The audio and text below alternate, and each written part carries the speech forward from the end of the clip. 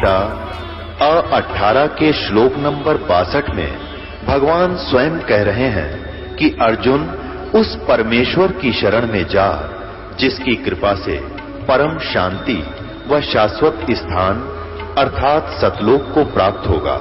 वो परमेश्वर कौन है, कहां है, कैसा है, जानने के लिए कृपया अवश्य सुनिए जगत गुरु तत्वदर्शी संत रामपाल जी महाराज के अमृत वचन। तो पुण्यात्मा, जन्म और मरण के रोग से छुटकारा कौन दिला सकता है? कबीर परमात्मा। और कबीर परमात्मा का रिप्रेजेंटेटिव यानी उसके द्वारा उसका कृपा पात्र, उसकी भक्ति साधना बताने वाला संत जो साधना देगा, उस साधना उस भक्ति के कारण वो परम पिता परमात्मा कबीर साहिब आपकी जन्म और मृत्यु का ये नाश कर देगा। तो न तो ब्रह्मा जी की ना तो विष्णु जी की साधना से हमारा जन्म मृत्यु नाश हो सकता, जन्म मरण, क्योंकि ये स्वयं नाशवान है, ना शंकर भगवान की भक्ति से, ना दुर्गा की भक्ति से, ना ब्रह्म की भक्ति से। गीता ज्ञानदाता ये ब्रह्म है, श्री कृष्ण में प्रवेश करके बोलता है। ये खुद कहता है दूसरे अध्याय के 12वें श्लोक में, चौथे अध्याय के 5 और 9 श्लोक में गीता जी में, अध्याय नंबर 10 के श्लोक नंबर 2 में गीता जी। ये गीता ज्ञानदाता कहता अर्जुन तेरे और मेरे बहुत जन्म हो चुके, तू नहीं जानता मैं जानता हूँ। तो इसकी भक्ति करने वाला जन्म मरण से कैसे छूट सकता है? ये खुद जन्म मरण में गीता जी अध्याय नंबर 15 के श्लोक नंबर 16 और 17 में स्पष्ट किया है कि 2 पुरुष हैं, सर पुरुष और अक्षर पुरुष। अक्षर पुरुष ये 7 संघ ब्रह्मांड का स्वामी है, और परम अक्षर पुरुष जो 17वें श्लोक में कहा 15वें अध्याय के कि उत्तम पुरुष है तो अन्य, और 8वें अध्याय के 3रे श्लोक में कहा कि वो परम अक्षर ब्रह्म है, गीता ज्ञानदाता कहता है। तो उसकी भक्ति से जन्म और मरण का रोग नाश होगा। वो असंख्य ब्रह्मांड का स्वामी है, सबका मालिक है। वो सरपुरुष पर भी प्रभु है और अक्षर पुरुष पर भी वही मालिक है, और अनंत उसके अतिरिक्त जितने भी ब्रह्मांड हैं सबका वो ओवरऑल कंट्रोलर है। तो वो अविनाशी है। तो अविनाशी की भक्ति करने से ये अविनाशी हो सकते हैं, क्योंकि उसके लोक में जाएंगे जहाँ जिसकी भक्ति करेंगे उसी को प्राप्त होंगे। तो वहाँ जाकर के जन्म मरण मिटेगा। जन्म मरण किससे मिटेगा? जो उस परमात्मा कबीर साहब का रिप्रेजेंटेटिव होगा, उसका संत होगा, उसके द्वारा भेजा हुआ। जैसे विष्णु जी के कोई उपासक संत से भक्ति लेता है गुरु से, तो वो तो वहीं की टिकट बना होगा विष्णु के लोकताएं की। और जो ब्रह्म की साधना करने वाला कोई गुरु है ब्रह्म, तो वो उससे कोई नाम लेगा तो ब्रह्म तक की ही टिकट बना होगा वो, और युदास बना होगा सतलोक की सिद्धि।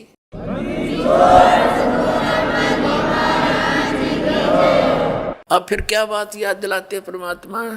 जा सतगुरु की मैं बलिहारी, जो जामन मरण मिटाही। यदि सत भक्ति ना की तो फिर क्या होगा? कुल के लोग जंगल में ले जाके दिन ना ठोक जराही, बांध पिंजड़ी आगे धर लिया फिर मरगट को ले जाही। मात पिता तेरा कुटुंब कबीला मसलत एक ठहराई। एक सलाह बन गई सबकी के मर गया भाई, उठाओ उठाओ उठाओ जल्दी करो, कोई लकड़ी ढूंढ लग जाएगा और कोई उसने उठाकर पट दे जा धरेंगे शमशान घाट पे। कहते हैं मात पिता तेरा कुटुंब कबीला मसलत एक ठहराई, और बांध पिंजड़ी आगे धर लिया मरगट को ले जाही। अग्नि लगा दिया जद लंबा फूक दिया उस ठाही। अब कर दिया काम, वो शरीर नाश तो करना ही था ना, तो उसमें कीड़े चल जा, ये तो ऐसा शरीर है। इस मिट्टी से हमने सोना बनाना था भक्ति करके, और केवल ये पशु पक्षियों जैसे कर्म किए इस मनुष्य शरीर से हमने नाश कर दिया इस भक्ति का, इस मूलधन का।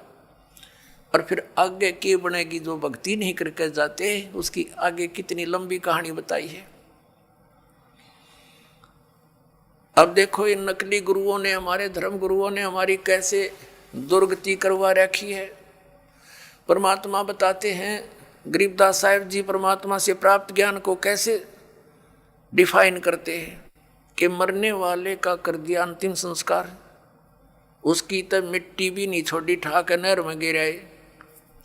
और फिर क्या आते हैं, कहते हैं फिर पुराण बांध के पंडित आगे और पीछे गुरुड़ पढ़ाई। अब पुण्यात्माओं, परमात्मा हमें याद दिलाते हैं कि मृत्यु के उपरांत जो गरुड़ पुराण का पाठ किया जाता है उसका फायदा लाभ क्या होगा। गरुड़ पुराण के अंदर ये लिखा हुआ है कि जो प्राणी भक्ति नहीं करता उसको यम ना वो दान पुण्य करता विधिवत, तो यम के दूत पकड़ कर ले जाते हैं, ऐसे रास्ते से ले जाते हैं उसके तांबे की धरती पर से लोहे कति जलते हुए नंगे पैरों जाता है। वहीं पर भंडारे चल रहे होते हैं, अन्य जो पुण्यकर्मी प्राणी तो खाना खा रहे होते हैं और उसको प्यास और भूख सताती है। यम के दूतों से कहता मुझे खाना खा लेने दो, तो वो कहते खबरदार तूने खाना नहीं खा सकता क्योंकि तूने पुण्य नहीं किए। वो रोता है, बुरी तरह बिलखता है, बुरा हाल कर ले जाता है। और फिर वो कहते हैं एक बार ले चल धर्मराज के पास, और क्या आदेश होता तेरी फिर सेहत बनावेंगे, तो फिर गढ़ेंगे। उसका कलेजा फटने को हो जाता है। फिर गरुड़ पुराण में बताया गया है कि जो ऐसे जुल्म करता है उसके हाथ कटता है, वो ऐसे कर्म करता है उसकी आंख फूटती है, वो अंधा होता है। परमात्मा कहते हैं मरने वाला मर गया, उसने जो करना था वो कर लिया। अब वो गरुड़ पुराण मरे पाछे के काम आओगा, उसका जिंदे जी पढ़ाना था ताकि उसको डर लगता, भगवान से भक्ति करता, परमात्मा इन दुखों को याद करके बुराइयों से बचा रहता। अब वो कर्म फोड़ कर चला गया। ईब गरुड़ पुराण का पाठ करा, इनकी सारी उल्टी रीति। अब परमात्मा क्या बताते हैं कि पुराण उठा फिर पंडित आगे, गुरुजी आगे और पीछे गरुड़ पढ़ाई। नर से तीतू पशुआ की जय गद्दा बैल बनाई, ये 56 भोग कहाँ मन बोरे की तो कुरुड़ी चरने जाई। ओए पुण्यात्माओं, इस काल ने हमारी बुद्धि इतनी कमजोर कर दी, हम ये सोचते हैं कि हमने जो आज ठाठ हैं मनुष्य जीवन में, जब चाहे भोजन खा लें भूख लगते ही, जब चाहे चाय बनवा के पी लें, काजू किस्म सेब संतरे खावें, हलवे खीर खा लेते हैं। परमात्मा कहते हैं अगर इतनी सुविधा भगवान ने दी है जिसका कुछ काम भी नहीं आ रहा है, यदि आपने सत भक्ति नहीं की, गुरु धारण किया नहीं, तो फिर क्या होगा। नर से तीतू पशुआ की जय गद्दा बैल बनाई, ये 56 भोग कहा मन बोरे की त कुरडी चरने जाई। ओए होए पुण्यात्मा, हमारा जो हृदय इतना कट्टर हो गया, इतना ज्ञानहीन हो गया हमारा हृदय में कि हम ये सुनकर भी यकीन नहीं होता सचमुच हमारी दुर्गति हो जाएगी। और यह सबसे बड़ी भूल जीव का लगी हुई है। ठीक है, स्वयं बुद्धि काम ना करती तो संतों के वचन सुनने चाहिए। अब कई जैसे हम अपने रिश्तेदारों को या कोई मित्र प्यारे से कहा करते भाई राम नाम ले लो, भक्ति कर लो, हैं गधा बनोगे, कुत्ता बनोगे, वीरान माटी होगी, हैं तो वो क्या कहा करते, किसने देखा है देखी जाएगी। ले कोई बात हुई है। अब मरे पाछे के अर्गद अपने पाछे के देखी जाएगी, फिर तो कुमार देखेगा, डायमंड का बोरा कड़पा मारेगा लठ। देखना तीब देख, बुराई छोड़ भक्ति कर भगवान की। देखो कोई अंधा जा रहा है किसी कुमार्ग पर, गलत रास्ते पर, आगे से कोई आंखों वाला आ गया और उसको कह रहा कि सूरदास ये तेरा रास्ता ठीक नहीं, बहुत भयंकर बियाबान में चला जाएगा, तुझे खा जाएंगे हिंसक जानवर। अब वो यदि होश में है वो अंधा, तो आंखों वाले की बात पर विचार करना चाहिए कि इसने क्यों कहा ये बात, और तुरंत उस मार्ग को त्याग देना चाहिए। और जब उस दिन पी रखी है भांग, तो वो ये कह सकता कि देखी जाएगी किसने देखा है। अरे आंखों वाला बता रहा है कि उसने देखा तभी तो वो तुझे सतर्क कर रहा है, और तेरा दुश्मन थोड़ा ही है। अंधे ने दिखा नहीं, आँखें वाले की माना नहीं, तो मर कुएं में पड़ गए। तो ये संत महात्मा जिन्होंने भगवान को देखा और वहाँ का सब विधान से परिचित होकर आए, हमें ज्ञान दिया कि ये जो क्रियाएं तुम कर रहे हो ये तुम गलत रास्ते जा रहे हो, इनको त्याग दो। अब ये संत महात्मा जो थे ये आँखों वाले थे, ये तत्व ज्ञान युक्त आँखें रखते थे, और हम अंधे हैं तत्व ज्ञानहीन प्राणी है और हम आंखों वालों की नहीं मानेंगे, हमने दिखता ना। अर्जुन उन्होंने दिखा, उन्होंने बताया, उनकी हम मानते ना, तो फिर वही बनेगी जो उस अंधे गेल बननी थी पड़बाड़ में।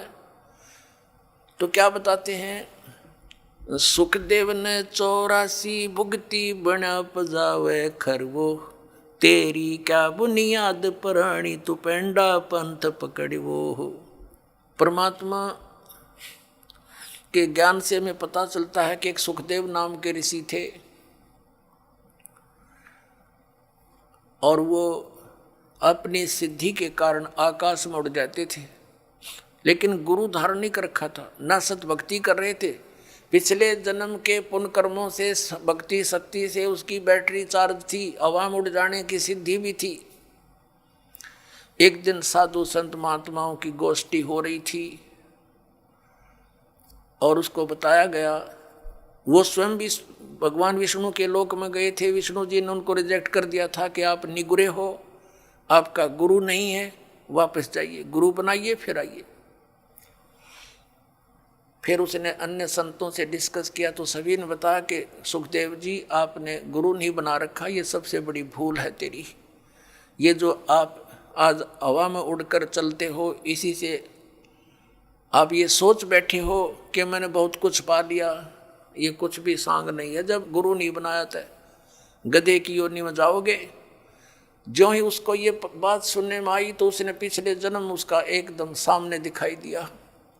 फिर सुखदेव ऋषि ने बताया कि एक समय मैं गधे की योनि भोग रहा था, अंधा हो गया, मेरे मालिक ने छोड़ दिया, लठ मारे घर से निकाल दिया। चलता चलता एक पगडंडी की अटकल सी लगाता हुआ जंगल में वन में जा रहा था। आगे एक नाला आ गया, एकदम मेरे पैर उस नाले में गिरने लगे। मैंने सोचा छलांग लगा ले, वापस पैर नहीं आ पा रहे थे तो मैंने छलांग लगाई। वो भीड़ा सा नाला था, 2-2.5 फुट का, 3 का। तो मैं बीच में फंस गया, चारों पैर लटके आगे पीछे थे, उसके नाले की पटड़ियां पर अड़ गया। इक्का दुक्का व्यक्ति जावे था उस रास्ते से, बहुत दूर था नगरी से, तो वो मुझे निकाल नहीं सका, उसने चेष्टा भी नहीं की इक्के दुक्के व्यक्ति ने, और मेरे ऊपर के पैर रखे पार होने लगे, मेरी पुली बना ली। 10-15 दिन तक भुगत कर जीवन अंत हुआ। अब वो दुख याद आते हैं और भक्ति करता हूँ तो यहाँ परमात्मा भी याद दिलाते हैं कि सुखदेव ने 84 भुगती और बिना पजावे खरवो, खरवा ने गधा, पजावे होते हैं ऊंचे ऊंचे, ये कुम्हार लोग बनाते थे पहले, पुजावा उसके ऊपर ईंटें बनाते जाते, ऊपर बाहर मिट्टी, उस राख को दूर नहीं डाल सकते क्योंकि और स्थान नहीं था, उसी के ऊपर बनाते रहे तो बहुत ऊंचा हो जाता है। तो परमात्मा कहते हैं सुखदेव ने 84 भुगती बना पजावे खरवो, और तेरी क्या बुनियाद प्राणी तू पेंडा पंथ पकड़वो। तेरी क्या औकात है बोली आत्मा, तो ये रास्ता पकड़ जो मोक्ष मार्ग है, इस मनुष्य जीवन को नष्ट ना करे। अब यहाँ आदरणीय गरीबदास साहिब जी बता रहे हैं, परमात्मा कबीर जी की तरफ संकेत कर रहे हैं। नर से तू पशुआ की जय गद्दा बैल बनाई, ये 56 भोग कहाँ मन बोरे कहीं कुरडी चरने जाई। ओए पुणात्माओं, इन सत्संग के वचनों से ये अज्ञान का जामा बैठ गया हमारे हृदय में। इन परमात्मा के इन हथौड़ों से, इस तत्व ज्ञान से ये फूट जाएगा और फिर सपने में भी डर लगेगा आपको, जब आपके ये पाप कर्म को छट जाएंगे सत्संग के सुनने से। पाप गणे बढ़ गए इसलिए हमारा यकीन ना होता जो संत बताती है साची होगी, क्योंकि संत साची ही कहा करते हैं। अब आज हम कितना सुंदर आहार करते हैं, और एक छोटे से काम बिना, परमात्मा के नाम बिना, काम करते करते भक्ति करो, चलते फिरते भक्ति करो, ये विधान है। हठ योग कहीं नहीं लिखा किसी सदग्रंथ में। ये हठ योग करते हैं सुबह शाम 2.5 घंटे, ये अपना कर्म बिगाड़ रहे हैं। किसी भी सदग्रंथ में हठ योग करने का विधि नहीं है। अपना काम भी करो और राम भी भजो। नाम उठत नाम बैठत नाम सोवत जागवे, नाम खाते नाम पीते नाम सेती लागवे। फिर क्या बताते हैं भगवान, अपने आत्माओं, इस दास का जन्म एक किसान परिवार में हुआ और अब वो पुरानी बातें याद घनी आने लगी जब ये ज्ञान समझ में आ गया। हमारे एक बैल था और उस बैल के पिछले खुरों में इतनी लंबी 1.5 इंच की कील घुस गई और पता लगा नहीं। हाली उसको खेतों में ले गया, सारा दिन हल जोता, इतनी लंबी कील लगी, रात्रि सुबह वक्त से लेकर गया था। पैर में लंग घनी करे बैल, लेकिन रोका नहीं सारा दिन। किस दृष्टिकोण से नहीं रोका कि कई बार बैल के नस पे नस चढ़ जाती है, तो सलाह दिया करते थे उस समय से ये हकीम होया करते कि बैल को ऐसा कोई झटका वटका लग गया होगा जिस कारण से ये लंग कर रहा है, लंगड़ा हुआ है, तो इसको रोकना नहीं चाहिए, काम लेते रहना चाहिए, इसी से ठीक होगा, नहीं तो ये सुन्न हो जाएगा पैर। इस दृष्टिकोण से आली ने सारा दिन प्रयोग किया, उसको रोका नहीं। शाम तक उसका पैर सोजस होगी, स्वेलिंग होगी और घर पे आ गया जैसे तैसे 3 टांगों को रखता हुआ और आते ही बैठ गया, ना कुछ चारा चरा, ना खाया पिया, कुछ भी नहीं, और उठा नहीं। सुबह उठाने लगे तब मुंह खोल लिया और गिर गया बुरी तरह, पैर सूज गया। ऐसे हकीम होया करते उस समय। कोई बुलाया, उसने देखा वो इसकी सोजस आ गई, ऊपर घुटनों तक, गोडे तक सूज गया पैर, सोजस हो गई। तो उसने बताया कि इसके गोडे में बा आ गया, घुटने में बैल के कील लाग गई खुरों में, ट्रीटमेंट घुटने पर होना शुरू हो गया। मालिश करें, उसका पट्टी बांध दी। अब पहले तो वो अफलातून पाक रहा होगा, जब मनुष्य था उसने सोची भी ना होगी अब बिजली गिरेगी तेरे ऊपर। अब बोल कर बता नहीं सकता कहाँ दर्द है, क्या पीड़ा है। 1 महीने तक भुगता रहा, खावे पीवे कुछ नहीं, आंखों से पानी गिरे। 1 महीने के बाद फिर वो अपने आप पक के फूट गया, रिस उसमें से वो मवाद निकलना शुरू हुआ। जब ध्यान गया, अरे तेरे की खोर, ये तो यहाँ कोई डिफेक्ट है। फिर दिखा किसी को, उसने साफ सूफ करके एक चिमटी सी तो देखो कील निकाली इतनी लंबी, तब राहत मिली उस प्राणी को।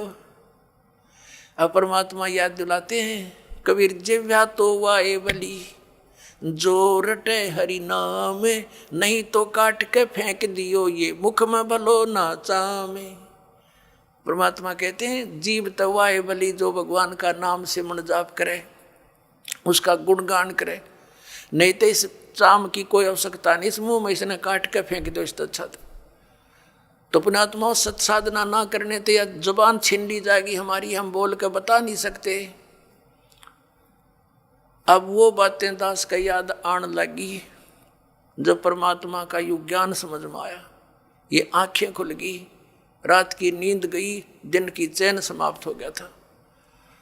जब तक ये साधना नहीं मिली, और मिलने के बाद फिर सिरदर्द की बाजी ला दी। समझा है तो सिरदर पाऊं, भौर नहीं रहे सादा।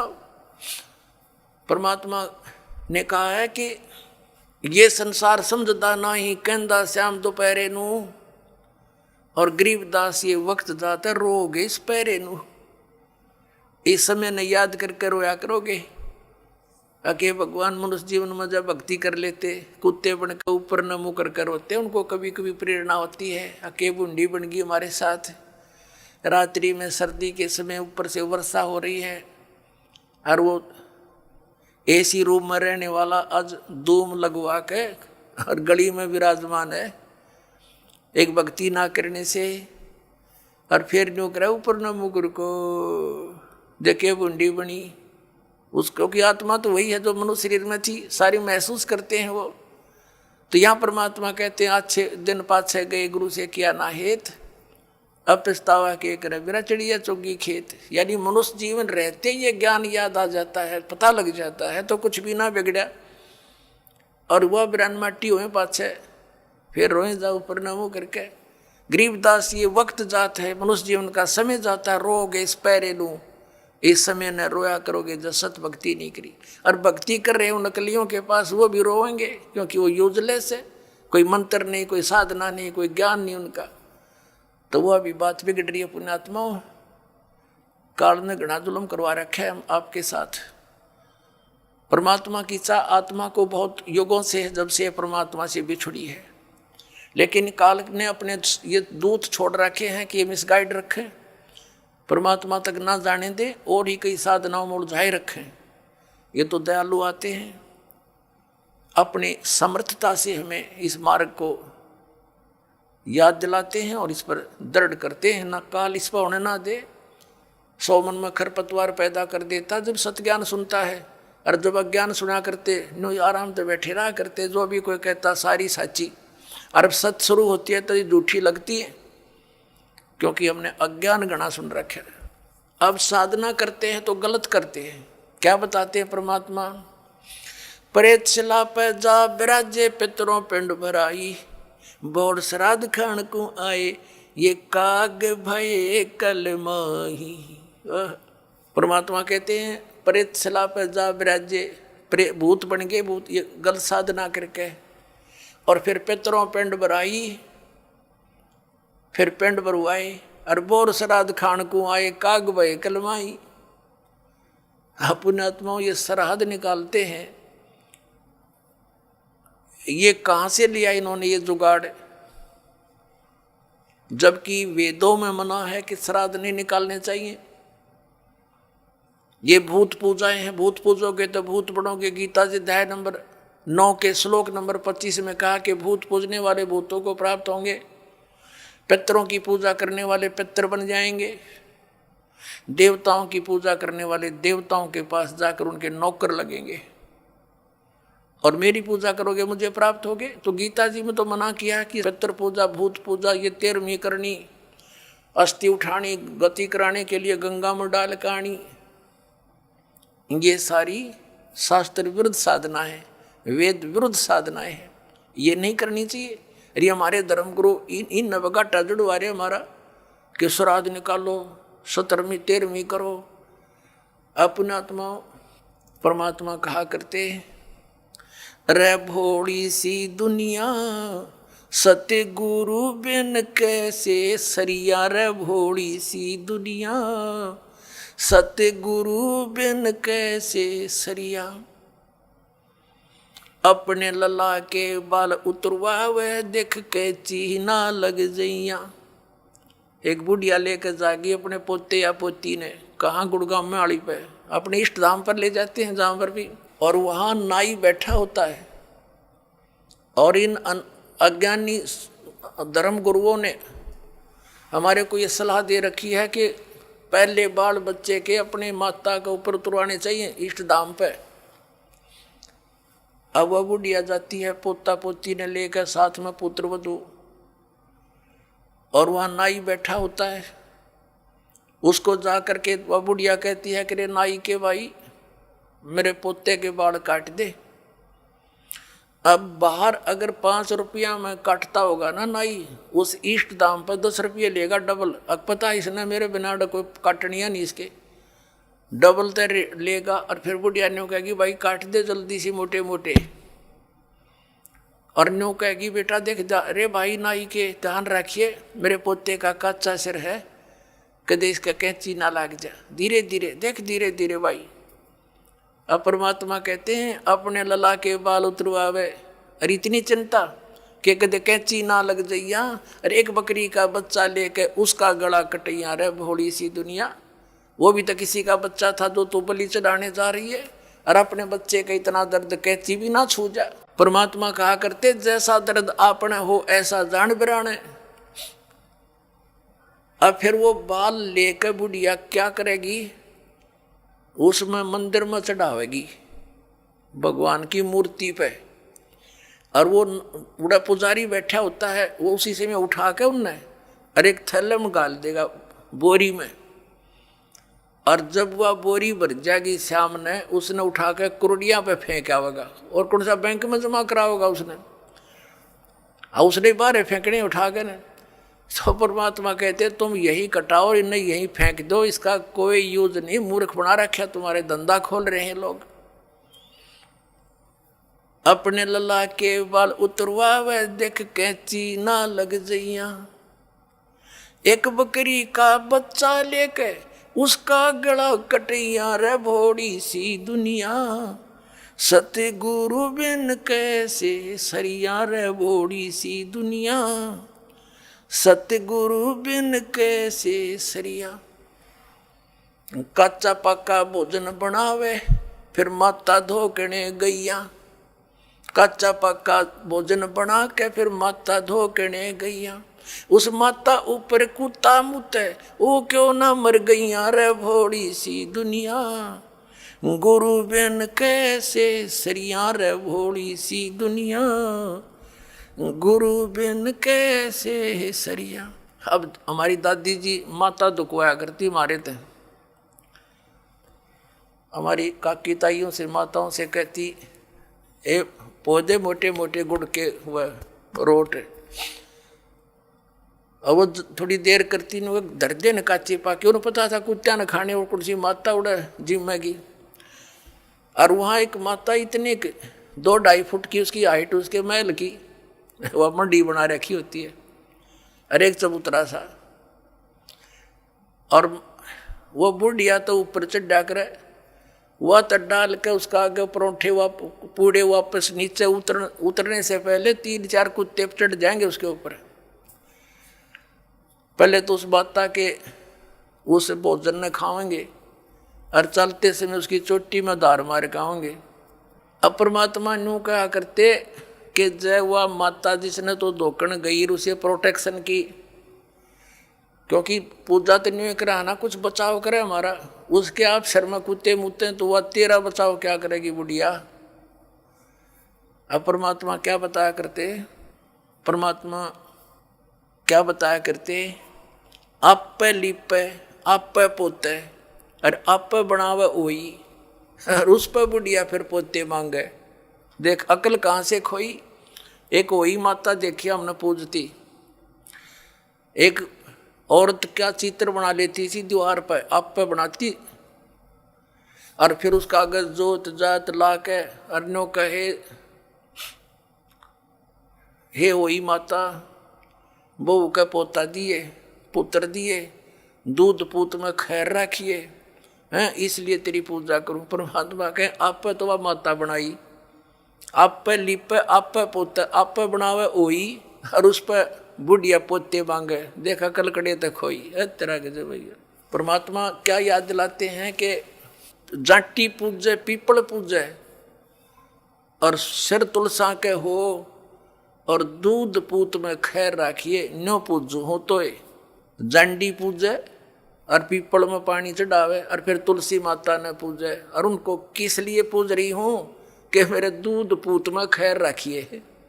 बता अकल देखो हमारी, ये हमारे धर्म गुरुओं की गाइडलाइन थी हमारे को। ये शास्त्र विदिता का मनमान्य साधना करवा के सारे भूत बनवा दिए। फिर क्या बताते हैं परमात्मा, जीवित बाप के लट्ठम लट्ठा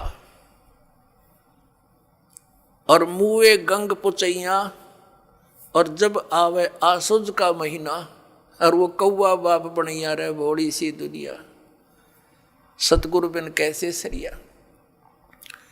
जैसे जीवित बाप के साथ तो खेचा तानी रखे निकम्मी आत्मा है, और मरने के बाद फिर उसकी गति के लिए चलेंगे कहाँ से। देखो पुण्यात्माओं, ये हमारे धर्म गुरु कहाँ से गति कराने लगते हैं मृत्यु के उपरांत। पहले तो यूँ कहेंगे कि अस्थि उठाओ और गंगा में प्रवाह कराओ, इसकी गति हो जाएगी। अच्छा क्या करते हैं, एक व्यक्ति नाम ना ले हुआ था, उसकी पत्नी ने नाम ले रखा था। वैसे उसका अपनी पत्नी को मना नहीं करता था, ज्ञान से बहुत कुछ परिचित भी था, लेकिन उसके सामने एक बात आती कि मेरा पिताजी की मृत्यु होगी और मैं यदि गंगा में अस्थि नहीं डालकर आया तो फिर मेरी आत्मा नहीं मानेगी, तो मैं इसलिए नाम नहीं लूं। एक दिन वो बता रही थी उसकी पत्नी कि मेरे तायसरे की मृत्यु होगी, यानी उसके ताऊ की, और वो लेकर गए उसकी अस्थियों को गंगा घाट पे। वहाँ बैठे वो पांडे और वहाँ इन्होंने अपने अक्षेत्र बांट रखे हैं कि ये मेरे क्षेत्र का, ये मेरे क्षेत्र का। जाते ही पूछ लेते कहाँ से आए जी, वो बता दिया जी ऐसे ऐसे सोनीपत से आए। अच्छा अच्छा आज तुम हमारे हो, वो पकड़ ले गए। तो वहाँ जाकर उसने देखा, खोल कर पिछला सारा इतिहास बता देते हैं। तो क्या बोले वह, नो बोले यजमान इब कद बहुत दिन माए रे तेरा गजब हो। अब उन्हों कह रही थी कि वो बतावा था उसका पति के मेरा माथा ठनक्या कि दुश्मन तैनो बाट देखा हम रोज मरा। इन्हों क्या इब कद बहुत दिन माए गति कराण। तो वो कहने लगा उसके बाद मेरा वहाँ से मन हट गया कि वो तो हमारी सारा दिन जो है ना ये कुशोण मनावे हैं। पुण्यात्माओं गति करवा दी, किस गति करवा दी कि गंगा में अस्थि डलवा दी, होगी गति। फिर कहें 13वीं करो। 13वीं किस लिए कि गति कराने खातिर। अच्छा वह 13वीं भी कर दी। फिर कहें अब इसके सरहद निकालो। पहले प्रत्येक महीने किया करते, फिर छठे महीने और बड़ा व्यवस्था करते थे, और फिर 1 वर्ष के बाद वो कंप्लीशन होता था, उसका समापन करते थे। 1 साल में पूरे वर्ष लगे रहते थे गति कराने। और फिर क्या करते हैं, परमात्मा कहते हैं प्रेत शिला पैजा विराजे पितरों पिंड भराई। फिर पिंड भरवा दो, पितरों की मुक्ति हो जाएगी। परमात्मा क्या कहते हैं, जीवित बाप के लट्ठम लट्ठा हर मुए गंग पुचैया। और जब आया आसोज का महीना कौआ बाप बनैया रे बोली सी दुनिया। अब फिर आगे श्राद्ध के समय आसोज का महीना। तो जिस तिथि को कोई घर का सदस्य मृत्यु को प्राप्त होता है तो हमारे धर्म गुरु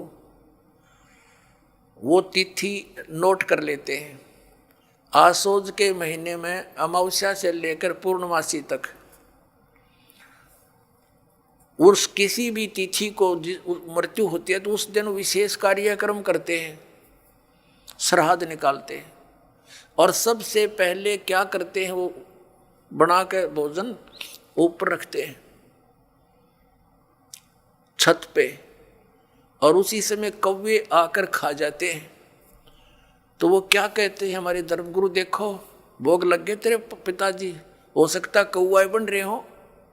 अरे भले आदमियों, गति करान लागे थे कौआ बना के छोड़ दिया। ये है इनके साधन। अब परमात्मा कहते हैं प्रेत शिला पैजा विराजे पितरों पिंड भराई। और बहुत श्राद्ध खान को आए काग बने कलमाई। आगे क्या बताते हैं, जय सतगुरु की संगत करते सकल कर्म कट जाई। अमरपुरी पर आसन होते जहां धूप न छाई। अब क्या बताते हैं, जय सतगुरु की संगत करते सतगुरु मिल जाते तो ये सारे कर्मों तो पीछा छूट जाता, ना श्राद्ध निकालने, ना भूत बनना, ना कौवे और पशु की योनियों में जाना। और फिर क्या होता, अमरपुरी पर, अमरपुरी जिस स्थान का कभी नाश ना हो, सतलोक सनातन परम धाम की प्राप्ति हो जा, जब सतगुरु मिल जाए तो और ये झंझट मिट जा सारे। और ये हमारे गुरुजी धर्म गुरु ने कहा श्राद्ध तो वैसे निकालना चाहिए, इन्हें तो हमारे कर्म बिगड़वाने का ठेका ले रखा था। पुण्यात्माओं, पवित्र हिंदू धर्म के जो सदग्रंथ हैं, पवित्र 4 वेद और पवित्र श्रीमद् भगवत गीता, और 5वां वेद जो परमात्मा कबीर जी की वाणी जो उनके मुख कमल से बोला गया, उसमें कंप्लीट ज्ञान है, सभी सदग्रंथों का सारांश है। वो तो इनके हाथ नहीं लगा क्योंकि उन्होंने इन संस्कृत के ज्ञाताओं ने वो तो रिजेक्ट कर रखा था। कबीर साहब की वाणी तो एक अशिक्षित की वाणी है, इस करके वो हमारे पास, हमारे तक नहीं आने दिया। तो इनमें जो पुराण हैं, ये पुराण क्या चीज़ है, ये 4 वेद, उन 4 वेदों का सारांश श्रीमद् भगवत गीता। लेकिन श्रीमद् भगवत गीता में कुछ अटकल युद्ध कराने के लिए इस काल भगवान ने लगाई हैं, वो अलग से दिखाई देती है। और जो वेदों से मेल खाता वो गीता जी का ज्ञान खरा है, बिल्कुल सत्य है, क्योंकि वो वेद ज्ञान गॉड गिवन है, परमात्मा का दिया हुआ है। तो हमने परमात्मा के आदेश का पालन करना है। और पुराण क्या है? ये ब्रह्मा जी द्वारा दिया गया ज्ञान, ब्रह्मा जी से सुना, फिर कुछ अन्य ऋषियों ने किसी और से सुना हुआ ज्ञान, वो सब खिचड़ी बना के पुराण बना दी। अब वेदों में इन श्राद्ध आदि कर्म कांड का निषेध है, और गीता जी में निषेध 9वें अध्याय के 25वें श्लोक में स्पष्ट किया है, भूत पूजने वाले भूत बनेंगे। ये देखिएगा, श्रीमद् भगवत गीता, गीता प्रेस गोरखपुर से प्रकाशित है, जयदयाल गोविंद का इसके अनुवादक है। अध्याय नंबर 9 का ये है, अध्याय नंबर 9 श्रीमद् भगवत गीता, श्लोक नंबर 25। देवताओं को पूजने वाले देवताओं को प्राप्त होंगे, पितरों को पूजने वाले पितरों को प्राप्त होते हैं, और भूतों को पूजने वाले भूतों को प्राप्त होते हैं, और मेरा पूजन करने वाले मुझको ही प्राप्त होते हैं। अब ये श्राद्ध कितना आगे फिर, अब आपको दिखाते एक झलक पुराणों में क्या लिखा है। एक मार्कंडेय पुराण है। एक रुचि नाम के ब्राह्मण थे, ऋषि, और उसने वेदों को समझा पढ़ा। ये ज्ञानी आत्मा थे कि मनुष्य जीवन केवल मोक्ष प्राप्ति के लिए प्राप्त होता है। इसलिए उसने ना तो विवाह कराया, ब्रह्मचारी पद पर रहते हुए 40 वर्ष की उम्र होगी थी, और अपना जंगल में वन में रहता था, कोई मकान झोंपड़ी भी नहीं डाल रखी थी। ये सोच करके मोक्ष प्राप्ति करानी है, क्या संग्रह करना है, 2 दिन का जीवन है। अब वो वेदों अनुसार साधना कर रहा था, रुचि ऋषि, और उसके जो पिताजी, दादाजी, परदादाजी, चौथा दादाजी वो मर चुके थे, वह भूत बन रहे थे, और वो भी ऋषि थे, ब्राह्मण थे। उनने भी ये कर्म कांड करे और करवाए थे, तो भूता बनेंगे वह। तो वो चारों दिखाई दिए और कहा, बेटा तूने विवाह क्यों नहीं करवाया? विवाह करवा के तुम हमारा श्राद्ध करता हैं और हमारी गति हो जाती। अब रुचि कहने लगा कि पितामहो, वेद में तो ये मना कर रखा है, ये श्राद्ध श्रुद्ध निकालना, ये कर्म कांड करना, ये तो मूर्खों का मार्ग है। और वो पितर भी कहते हैं, बेटा है तो ऐसा ही, इसमें कोई संदेह नहीं, मिथ्या नहीं है, सच्चाई है। लेकिन हमारा क्या होगा? अब तुम बाढ़ में जाओ, थारा क्या होगा? आप मरे, अरे पुत्र और मरवाने के लिए तैयार करे। या देखो मार्कंडेय पुराण, ये गीता प्रेस गोरखपुर से प्रकाशित है। गीता प्रेस गोरखपुर से प्रकाशित है। ये गीता प्रेस गोरखपुर से प्रकाशित है। ये 242 पृष्ठ पे संक्षिप्त मार्कंडेय पुराण, रोच्य मुनि की उत्पत्ति कथा। मार्कंडेय जी कहते हैं कि ब्राह्मण, पूर्व काल की बात है, प्रजापति रुचि ममता और अहंकार से रहित इस पृथ्वी पर विचरते थे। उन्हें किसी से भय नहीं था, वे बहुत कम सोते थे। उन्होंने न तो अग्नि की स्थापना की थी, न अपने लिए घर ही बना रखा था। वे एक बार भोजन करते और बिना आश्रम के ही रहते थे। उन्हें सब प्रकार की आसक्तियों से रहित एवं मुनिवर्ती में रहते देख उनके पितरों ने उनसे कहा, ये देखिए ये चारों आगे भूत बन रहे, ये देखो, ये रुचि ऋषि है, ये इनके पहले बने हुए वो पंडित जी सारे भूत पूज का भूत बन गए। अब ये दिख गए इसने सारे इकट्ठे।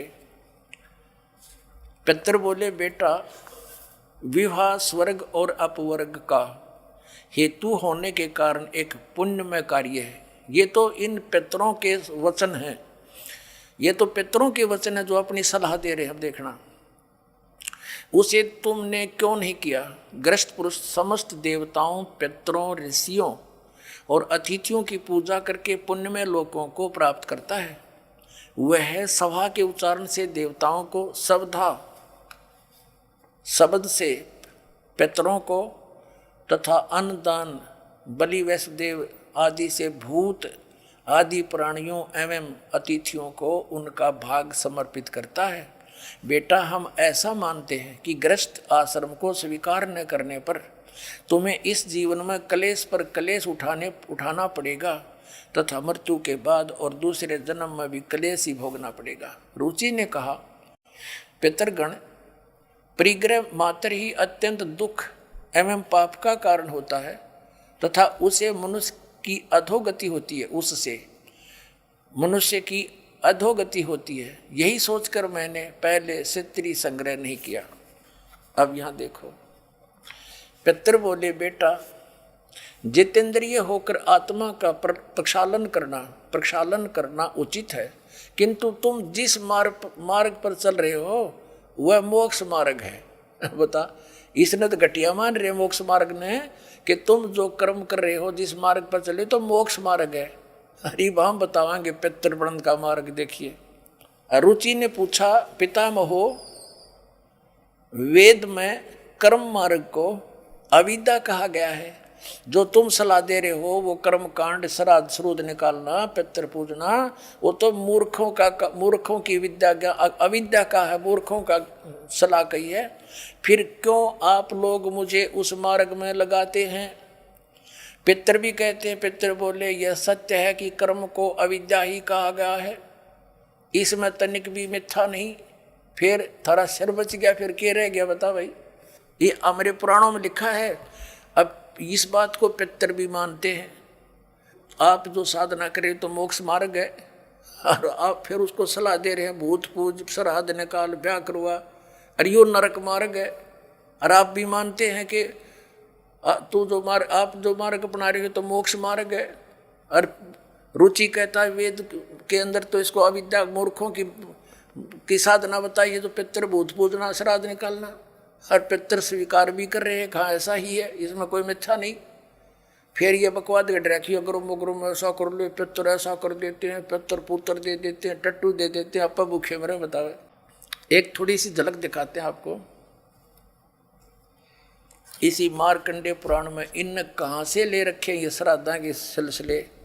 एक मंदालसा नाम की औरत थी, उसने अपने पुत्र को शिक्षा दी, और वह ये ले रहे हैं। देख, मार्कंडे पुराण के अंदर है, यही आपको सुना रहे हैं।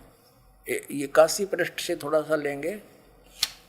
मंदालसा बोली महाराज, ये मंदालसा ज्ञान देती बिहारी है। मंदालसा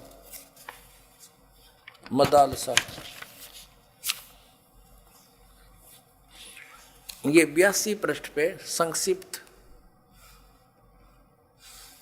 मार्कंडे पुराण, यहां देखिए। अब ये क्या सलाह दे रही है कि जो पितर देवलोक में है और जो त्रिक योनियों में ये पशु पक्षी बने हुए हैं, और जो मनुष्य योनियों में एवं भूत वर्ग में स्थित हैं, भूत बन रहे हैं, और वे पुण्यात्मा हों या पापात्मा, जब भूख प्यास से विकल होते हैं तो वे अपने कर्मों में लगा हुआ मनुष्य पिंड दान तथा जल दान के द्वारा उन्हें तृप्त करता है।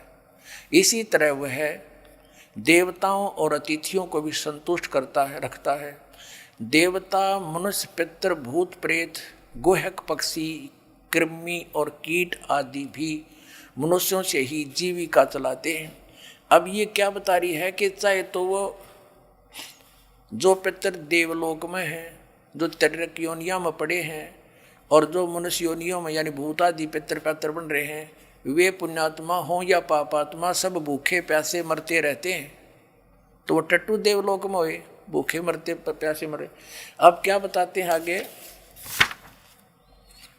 ये देखिएगा, यहाँ क्या बताया है संक्षिप्त मार्कंडे पुराण 92वें पृष्ठ पे। इनमें से जो नरक में निवास करते हैं, जो पशु पक्षी की योनियों में पड़े हैं, तथा जो भूत प्रेत आदि के रूप में स्थित हैं, उन सब को विधि पूर्वक श्राद्ध करने वाला यजमान तृप्त करता है। कैसे करता? सुनो।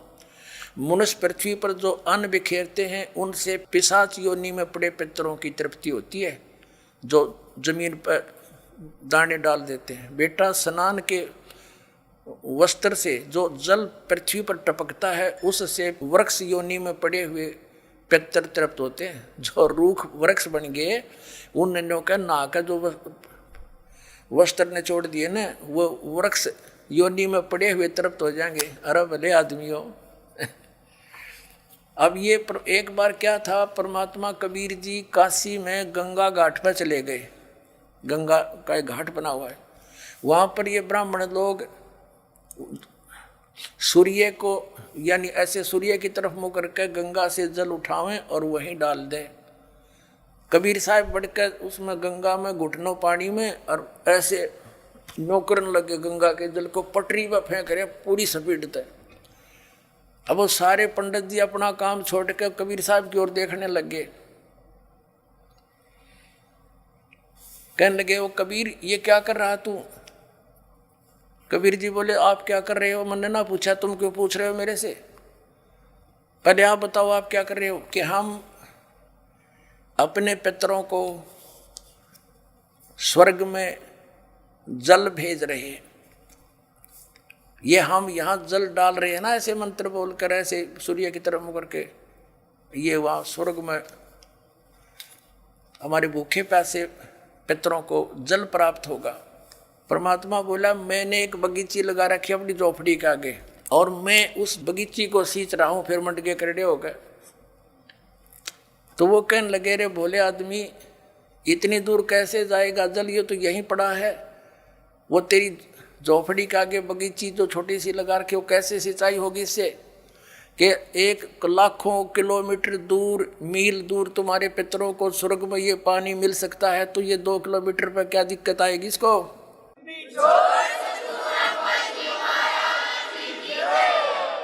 तो उनकी चौंध टूट गई। पंडित जिया ने फिर अपना गलती स्वीकार की, मालिक की शरण ग्रहण करी। अपने आत्माओं वही यहाँ ये सिस्टम है। देखो अब देखो इनके आगे फिर मार्कंडेय पुराण हम पढ़ रहे हैं 92 पृष्ठ पे 92 पे। उससे वृक्ष योनि में पड़े हुए पितर तृप्त होते हैं। अच्छा वृक्ष तो है इतना बड़ा और पानी निचोड़ा कपड़े का उड़ा गंगा के किनारे, बताओ वृक्ष कैसे तृप्त होगा? उसमें तो बाल्टी भर गिरनी पड़ेंगी। तो किसी मूर्ख बना रखे देखो।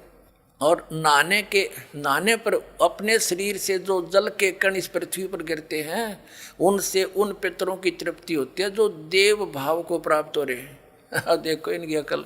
कहते हैं नहाने के बाद जो छींटे छाटे पृथ्वी पर पड़ते हैं ना, वो जो देवता बन गए उन पितरों की तृप्ति होती है। वो टट्टू देवता बन गए जब इससे पानी तो छकेंगे उड़ा हुआ तरह अकल बना मार रखी मारी। देखो इन्हें देखो नहाने पर अपने शरीर से जल के कण इस पृथ्वी पर गिरते हैं ना, उनसे उन पितरों की तृप्ति होती है जो देव भाव को प्राप्त हुए हैं, जो देवता बन रहे हैं।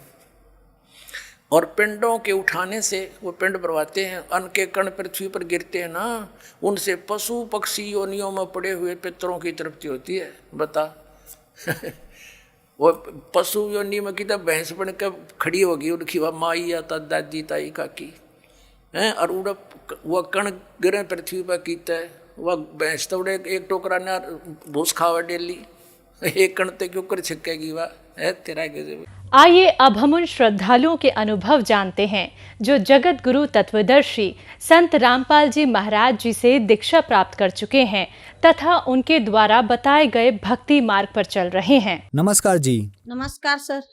क्या नाम है जी आपका? प्रतिभा साहू, जिला बिलासपुर, छत्तीसगढ़ से हूँ सर। संत रामपाल जी महाराज से नाम दीक्षा आपने कब ली? संत रामपाल जी महाराज से नाम दीक्षा 8 मई 2014 को ली थी सर। प्रतिभा जी आपने क्या क्या भक्ति साधनाएं की हैं अभी तक? संत रामपाल जी महाराज से भक्ति करने से पहले मैं बचपन से ही जब होश भी नहीं संभाली थी तब से गायत्री परिवार शांति कुंज हरिद्वार से जुड़ी थी सर। तो फिर आप संत रामपाल जी महाराज जी की शरण में कैसे गईं? सर मैं गायत्री परिवार में तो जुड़ी थी, मेरा पूरा परिवार भी जुड़े हुए हैं, अभी से जुड़े हुए हैं, मगर उसमें जुड़ने से मेरे को कोई लाभ नहीं हुआ, उल्टा हानि ही हानि हुआ सर। तो जैसे शादी होने के बाद एक पति पत्नी का जो गृहस्थ जीवन रहता है, ये मेरे को कुछ भी सुख नाम का चीज़ ही नहीं था। अपने ज़िंदगी से मैं तंग आ गई थी सर। मैं यहाँ तक कि इतना मारपीट होता था कि मैं पायजन भी ले ली थी। फिर पायजन लेने के बाद मैं अपने मायके में चली गई थी, मायके में बैठ गई थी। वहाँ मायके में बैठने के बाद मेरे को मेरे पति तलाक का नोटिस भी दे दिए थे। उसके बाद मेरे को पति को कोई संत रामपाल जी महाराज का शिष्य है, वो बोले कि अपनी पत्नी को ले आओ, सब ठीक हो जाएगा। तो मेरे पति बोले ऐसा कुछ नहीं हो सकता, मैं नहीं लाता। तो मेरे को ऐसा विश्वास ही नहीं होता कि कोई दुनिया में ऐसा कोई है कि नोटिस जारी होने के बाद पति पत्नी मिल जाए। मगर वो लोग बोले कि एक बार विश्वास करके तो देखो, पुस्तक तो पढ़ के देखो। तो फिर मेरे पति पुस्तक पढ़े, संत रामपाल जी महाराज के ज्ञान गंगा पुस्तक पढ़े। फिर ज्ञान गंगा पुस्तक पढ़ने के बाद मेरे पति बरवाला गए। बरवाला में जाने के बाद वो नाम दीक्षा लिए। फिर गुरुजी संत रामपाल जी महाराज आए, आशीर्वाद दिए, तो फिर आए। फिर उसके बाद गए तो बोले गुरुजी, संत रामपाल जी महाराज से बोले गुरुजी आप तो सब ठीक कर दिए, बस मेरा एक ही परेशानी है कि मेरी पत्नी अपने मायके में है, मैं कैसे करूं। तो गुरुजी संत रामपाल जी महाराज बोले कि बेटा उनकी गलती नहीं है, आप उनको घर ले आओ और कैसे भी करके आश्रम ले आओ। तो फिर मेरे पति मेरे को लेने के लिए गए, लेकर आए। फिर मेरे को बोले चलो बरवाला चलते हैं। यहाँ घर आई तो घर में देखी कि जो भी जिसको मैं मानती थी, गायत्री माता को मानती थी, उनका फोटो भी नहीं था, कुछ भी नहीं था। तो मैं बोली आप दूसरे पंथ में चले गए हो, मगर मैं तो नहीं गई हूँ, मेरा भगवान क्यों आप इधर उधर किए। तो बोले चलो ठीक है, आप अपना भगवान ले आओ। उसके बाद मैं लाई। फिर 2-3 दिन बाद मेरे पति बोले कि चल बरवाला चलते हैं। तो मैं बोली कि मेरे को नहीं जाना है बरवाला, मैं क्यों जाऊंगी, आप दूसरे पंथ में गए हो तो जाओ, मैं नहीं जाती। गायत्री माँ मेरी माँ है, उसको मैं नहीं छोड़ सकती। तो बोले नहीं, एक बार आप चल के तो देखो, नाम मत लेना, मगर घूमने के लिए तो चलो। तो मैं बोली ठीक है। फिर जाते जाते भगत जी ऐसा हुआ कि संत रामपाल जी महाराज मेरे को स्वयं ट्रेन में आए और सब सो गए थे, बोगी का लाइट भी बंद हो गया था। मगर संत रामपाल जी महाराज आए और बोले बेटा आपको नींद नहीं आ रही है। तो भगत जी मैं इतनी अनबुद्धि, इतनी अनजान थी कि मैं स्वयं संत रामपाल जी महाराज को मैं पहचान नहीं पाई। मैं उल्टा उन्हें मैं सोची, क्योंकि मैं पहले बार गई थी, मेरे को नहीं लगा कि ऐसा कुछ चमत्कार हो सकता है। तो भाई लूट मार का दिन है तो कोई आए होंगे, तो उल्टा उन्हीं को चिल्ला के मैं भेज दी। फिर सुबह जब उठी तो जाके देखी बोगी में वो नहीं थे। फिर अपने पति को मैं बोली कि यहाँ एक बुजुर्ग आया था, बैठा था, वो कहाँ उतरा। तो बोले ऐसा कोई नहीं आया। जो मेरे साथ में संत रामपाल के शिष्य थी वो भी बोले कि ऐसा तो कोई नहीं बैठा है यहाँ, तुम किसको बोल रही हो। तो मैं बोली नहीं, आया था, लंबा सा था, गोरा सा था, बाल पका हुआ था, दाढ़ी मुझ कुछ नहीं था और सफ़ेद बंगाली हुए पहने हुए थे, वो आए थे। तो उन लोग बोले बस पर गुरुजी ही आए थे, तुमको पता नहीं चला। तो मैं बोले ऐसे कैसे चमत्कार हो सकता है, गुरुजी आए। फिर रास्ते में झगड़ा होते होते गए। उन लोग बोले इतना चमत्कार दिखाने के बाद भी तुम नाम नहीं लूंगी बोल रही है, ले ले ले ले। उनके सी से मैं बोली नहीं, मेरे को नहीं लेना है, तुम लोग चुपचाप रहो। ऐसे करके झगड़ा होते होते गई।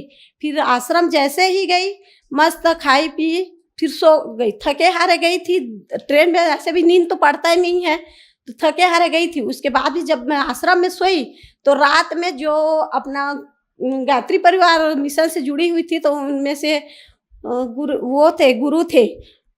तो वो गुरु आए और बोले कि बेटा, बोले कुएं के पास से प्यासा मत जाना, पानी पी कर ही जाना। तो मैं बोली अरे कैसे बोल रहे सर। अच्छा। फिर उसके बाद मैं फिर सोई तो फिर वही आवाज़ आया। तो मैं बोली है परमात्मा, मैं बोली यहाँ आई हूँ तो कुछ ना कुछ होगा, उसका कुछ तो संकेत करो मेरे को। जो ऐसा बोल रहे हैं, मेरे कान में आवाज़ आ रहा है और उठ के देखती हूँ तो कोई नहीं है। तो फिर मेरे मन में तुरंत आ गया कि नहीं, मेरे को नाम लेना ही है। फिर उसके बाद सुबह 4 बजे, थके हारे थी, सब सोए थे, फिर भी मैं 4 बजे उठी और उठ के नहा धो के तैयार होके आ गई। फिर अपने पति बोली कि मैं भी नाम लूँगी। मेरे पति बोले अरे ऐसा क्या चमत्कार हो गया जो आप नाम लेना चाहती हो, कल तक तो झगड़ा करते आई है। तो मैं बोली नहीं, मेरे को लेना है यानी लेना है। फिर उसके बाद नाम 2014 में फिर नाम ले लिया, 8 मई 2014 में संत रामपाल जी महाराज से। संत रामपाल जी महाराज से नाम दीक्षा लेने के बाद आपको क्या लाभ मिले? भगत जी संत रामपाल जी महाराज से नाम लेने के बाद इतना लाभ मिले कि शायद बताने के लिए दिन भी छोटा पड़ जाए, मगर इतना थोड़ा बहुत बता सकती हूँ।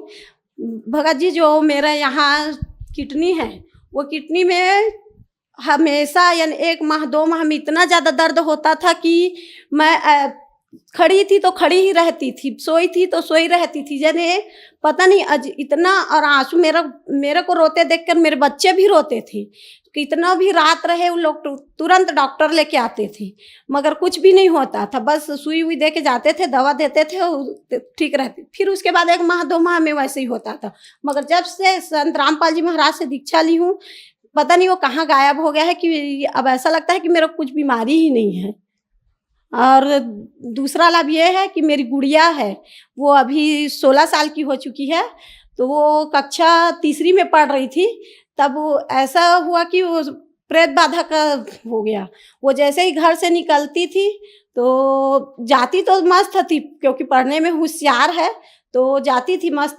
उसके बाद जाने के बाद वो घर तुरंत रिटर्न आ जाती थी, बोलती थी कि मेरे पीछे कोई है, मेरे पीछे कोई है। इतना ज़्यादा प्रेत बाधा हो गया था हम लोग को, यानी कि हमारे घर में अच्छे से रह भी नहीं पाते थे। कोई ना कोई कुछ ना कुछ टोना जादू लगा ही दिए रहते थे। ये सब ठीक हो गया। मेरा बच्चा है सर, वो अभी 14 साल का है। उसके पेट में गांठ बन गया है कंठी माला जैसे। तो उसको वो आया स्कूल से और गिर गया, हम लोग को पता भी नहीं था, तो गिर गया। फिर उसके बाद गिरने के बाद हम लोग डॉक्टर के यहाँ ले गए, एक्सरे वगैरह कराए। डॉक्टर बोले कि इसके पेट में गांठ है और ऑपरेशन से ही ठीक होगा। पूरा पेट में कंठी माला जैसे पूरा माला रहते हैं, गुथाया रहते हैं, वैसे ही गुथाया हुआ है। तो ये जब 18 साल का होगा तब इसका ऑपरेशन होगा, वरना नहीं होगा, ठीक नहीं होगा। और कुछ भी खाएगा तो शायद ये बचेगा, ऐसा टाइप का बोले। तो हम लोग परेशान हो गए थे, मगर गुरुजी के से मेरा बच्चा भी नाम लिया था। तो हम लोग बोले बेटा जो नाम मिला है वो नाम कर, अच्छे से नाम कर, अच्छे मर्यादा में रह के भक्ति कर, फिर बाकी पर गुरुजी सब संभाल लेंगे संत रामपाल जी महाराज करके। तो आज मेरा बेटा इतना तंदुरुस्त हो गया है कि मोहल्ले में सबसे अच्छा, सबसे तंदुरुस्त और सबसे हट्टा कट्टा मेरा बेटा ही है। मैं एक मिल चलाती हूँ सर, धान कूटने वाला। तो मैं बोली कि मेरे पति फेरी में जाते हैं, तो मैं बोली गुरुजी से कि हे गुरुजी, मैं बोली कि अभी का दिन है और कपड़ा बेचते हैं दिन भर, तो कभी बिक जाता है तो ठीक है, कभी नहीं बिकता है तो भी, तो अब मैं कब तक ऐसी मिल चलाऊंगी। गुरुजी आप कुछ तो करिए, चमत्कार हो सके तो मेरा बड़ा वाला मिल कर दीजिए, जिससे कुछ तो घर में होगा, आमदनी आएगा, तो अच्छे से आपकी सेवा भी कर पाएंगे ऐसे करके। तो गुरुजी 8 लाख का जो राइस मिल है, जो 8 लाख का प्रोजेक्ट है, उसको परमात्मा पता नहीं कैसे हम लोग को कहाँ से मिला दिए। कुछ पैसा मेरे मायके से दिए, कुछ अपने मित्रों से लिए, और कुछ पैसे ऐसे ही पता नहीं कहाँ से हो गया कि हम लोग का 8 लाख का प्रोजेक्ट यूं ही चुटकी में ही पर गुरुजी संत रामपाल जी गुरुजी यूं ही चुटकी में ही लगवा दिए। जैसे कि आपने बताया कि संत रामपाल जी महाराज से नाम दीक्षा लेने के बाद आपको बहुत सारे लाभ मिले, तो जो दर्शक अभी आपका इंटरव्यू टीवी पर देख रहे हैं और वो भी संत रामपाल जी महाराज से नाम दीक्षा लेना चाहते हैं, तो कैसे ले सकते हैं? सर संत रामपाल जी महाराज से नाम दीक्षा तो आप आजकल तो मोबाइल का ज़माना आ गया है, आप लोग सोशल मीडिया, ट्विटर, फेसबुक सब इसमें भी अपने जो संत रामपाल जी महाराज के शिष्य हैं वो लोग लगे हुए हैं। तो आप उनके ज़रिए से भी आप नाम दीक्षा ऑनलाइन चाहे तो ऑनलाइन या नज़दीकी नामदान केंद्र है वहाँ से आप नाम दीक्षा ले सकते हैं। और इससे ज़्यादा आप सत्संग देखेंगे तो सत्संग में हर चैनल में आता है, तो उसके नीचे आपको एक छोटी सी पीली पट्टी दिखाई देगी सर, जिसमें संत रामपाल जी महाराज का आश्रम का नंबर रहता है, उसे आप नंबर कॉल करके आप नाम दीक्षा ले सकते हैं सर। धन्यवाद जी। धन्यवाद सर।